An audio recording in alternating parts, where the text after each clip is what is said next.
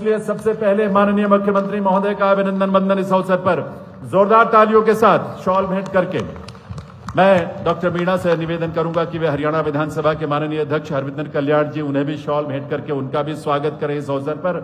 और तालियों की आवाज तो हर बार आनी चाहिए। ऐसे लोकप्रिय नेता हम सबके बीच यहाँ उपस्थित हैं। माननीय पर्यावरण वन और वन्य जीव मंत्री हरियाणा सरकार राव नरवीर सिंह जी, उनका भी शॉल भेंट करके आदरणीय विधानसभा अध्यक्ष महोदय स्वयं उनका स्वागत कर रहे हैं, क्योंकि उनके विधानसभा क्षेत्र में उनका आगमन हुआ है।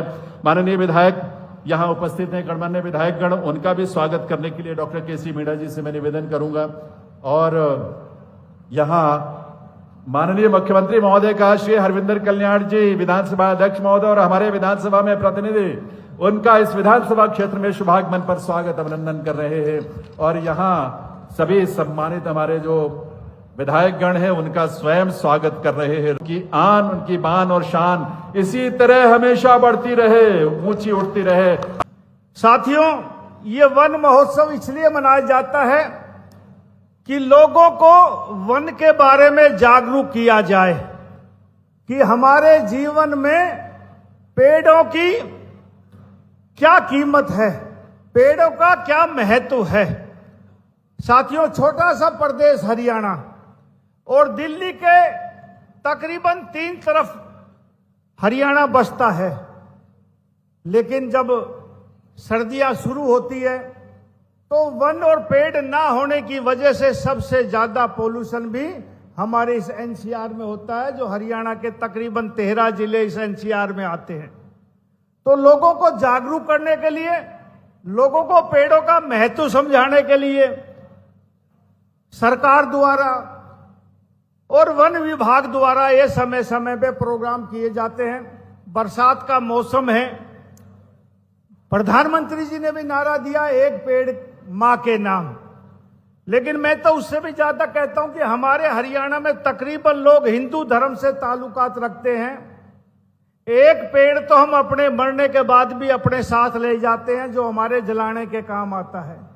आने वाली पीढ़ियां अच्छे आबोहवा में, अच्छे वातावरण में जिंदा रह सकें, इसलिए आप 2 पेड़ कम से कम जरूर लगाएं। एक निवेदन और करना चाहता हूं आज के दिन साथियों, हमारे यहां संपन्नता आ गई। इस एनसीआर में खासतौर से हरियाणा में सब जगह संपन्नता है। 2018 के एक सर्वे के मुताबिक एक कंपनी ने सर्वे किया कि हमारे जो ये शादी ब्याह दशोटन या जो प्रोग्राम होते कुआं पूजन के, 2018 में एनसीआर में 10 करोड़ पेड़, 10 करोड़ कार्ड छपते थे, 10 करोड़ कार्ड। और आज तो 2026 है, उसकी संख्या कुछ न कुछ बढ़ी होगी। और मेरी सोच के अनुसार यदि 10 करोड़ भी मैं मानूं तो उसमें 7 करोड़ तो कार्ड हैं और 3 करोड़ अटैची हैं सूटकेस, जो बड़े बड़े कार्ड संपन्न लोग लेके आते हैं, जिसमें इलायची, सुपारी, खुशबू, बादाम, पिस्ता।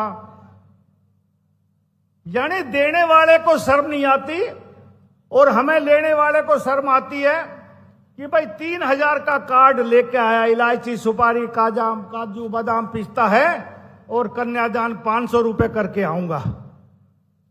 मैं आपसे भी ये प्रार्थना करता हूं, ये इतने बड़े बड़े सूटकेस, ये इतने कार्ड कहां से आते हैं? साथियों, ये कागज से आते हैं और कागज पेट काटने से आता है। संपन्नता का जमाना है, सब पढ़े लिखे लोग हैं, सबके हाथ में मोबाइल है। आज भी संपन्न लोगों के घरों में, चाहे रिक्शा पुलर हो चाहे अंबानी हो, हर एक आदमी मोबाइल से जुड़ा हुआ है। हमारे आज के दिन भी यदि कोई दुख की घड़ी आ जाए किसी परिवार पर, तो हम किसी को कार्ड नहीं भेजते, रिश्तेदारों को, यारों प्यारों को, हम मोबाइल के द्वारा मैसेज करते हैं और दुख की घड़ी में हमारे सब मिलने वाले रिश्तेदार समय पे आ जाते हैं। जब दुख की घड़ी में हम आ सकते हैं तो सुख की घड़ी में क्यों नहीं? तो मेरा आपसे निवेदन है कि कम से कम हम कार्ड छपवाएं। आधुनिक जमाना है, मोबाइल से आप इस्तेमाल करें। बहुत से लोग कहते हैं कि भाई मैं कार्ड नहीं दूंगा तो रिश्तेदार नहीं आएगा। साथियों, एक जमाना था जब कार्ड नहीं छपते थे, पीले चावल चलते थे। आहिस्ता आहिस्ता संपन्नता आई, कार्ड छपने लग गए। अब आज आपको जरूरत है, आप मुझे बुला रहे, कल मुझे जरूरत होगी, मैं आऊंगा। कार्ड का भी यही मतलब है, इस मैसेज का भी यही मतलब है। यदि आप ये शुरुआत करेंगे तो बहुत से पेड़ कटने बच जाएंगे और हमारा हरियाणा एक सुंदर हरियाणा, स्वच्छ हरियाणा, जिसका पर्यावरण ठीक होगा। और साथियों, मैंने 2 शादियां करी, बेटे की भी करी, बेटी की भी करी। मैंने एक भी कार्ड नहीं छुपवाया, सिर्फ व्हाट्सएप मैसेज किया और हजारों लोग आए। ये सोच हमारी दकियानूसी सोच है कि भाई मेरे कोई नहीं आएगा। हम लोगों के, मेरे पास भी बहुत कार्ड आते, मैं कहते कार्ड देने मत आना, व्हाट्सएप कर दो, मैं जरूर जाऊंगा। और मैं ईमानदारी से बता रहा हूं, मैं 90% उन लोगों के जरूर जाता हूं जिनका व्हाट्सएप मैसेज आता, कार्ड वालों का चाहे छोड़ दूं। तो इसलिए आपसे निवेदन करता हूं, पेड़ जरूर लगाएं और भाई कार्ड छपवाना बंद करें। ये काम जरूर करें। आज मुख्यमंत्री जी ने एक पेड़ के नाम आज प्रतिज्ञा दुआई कि हम सब एक पेड़ लगाएंगे। अच्छा मौसम, और हम सब संपन्न लोग हैं, सबके पास जमीन है, ग्राम पंचायतें हैं, लोग संपन्न हैं, सब 1-2 पेड़ जरूर लगाएंगे। मैं वन महोत्सव के इस अवसर पर वन विभाग के सभी अधिकारियों का, सभी कर्मचारियों का, जिला करनाल के सभी अधिकारी कर्मचारियों का हार्दिक दिल से आभार करता हूं।